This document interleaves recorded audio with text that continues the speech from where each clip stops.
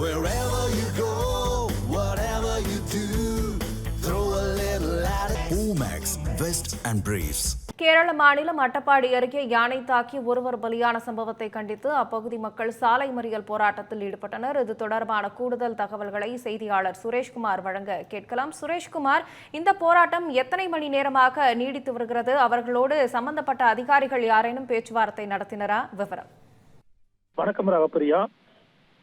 தமிழக கேரள எல்லை பகுதியாக இருக்கக்கூடிய கேரள மாநிலம் பாலக்காடு மாவட்டம் அட்டப்பாடி அருகே யானை தாக்கியதில் ஒருவர் உயிரிழந்ததை அடுத்து பொதுமக்கள் தொடர் சாலை மறியல் போராட்டத்தில் ஈடுபட்டு வராங்க. அந்த நேரடி காட்சிகளை தான் நாம் பார்த்து கொண்டிருக்கிறோம்.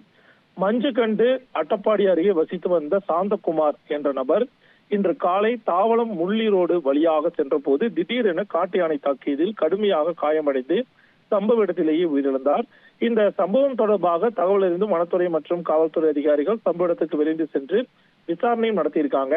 ஆனால் பல நாட்களாக அந்த பகுதியில் காட்டு யானைகள் சுற்றித் திரிவதை அதிகாரிகள் உரிய நடவடிக்கை எடுத்து தடுக்கவில்லை என கூறி உள்ளூர் பொதுமக்கள் இந்த சம்பவத்தை முன்னிறுத்தி இன்று காலை 10 மணி முதல் தொடர் சாலை மறியல் போராட்டத்தில் ஈடுபட்டு வராங்க.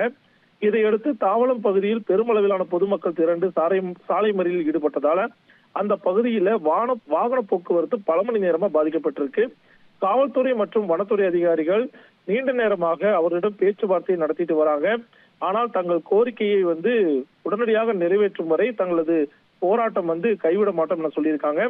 பாலக்காடு கலெக்டர் நேரில் பேசினால் மட்டுமே தங்கள் மறியல் போராட்டத்தை கைவிடும் என சொல்லியிருக்காங்க. இதனால் கோவை மற்றும் தமிழக எல்லைகளில் இருந்து செல்லக்கூடிய வாகனங்கள் ஆனைக்கட்டி வழியாக அட்டப்பாடி வழியாக பாலக்காடு மாவட்டங்கள் பல்வேறு பகுதிக்கு செல்கின்றன. இப்பொழுது ஆனைக்கட்டி வழியாக செல்லக்கூடிய வாகனங்கள் செல்ல முடியாத சூழல் ஏற்பட்டு வருகிறது. ராகப்பிரியா, விவரங்களுக்கு நன்றி Sureshkumar. Wherever you go, whatever you do, throw a little at it. Omax, Vest and Briefs.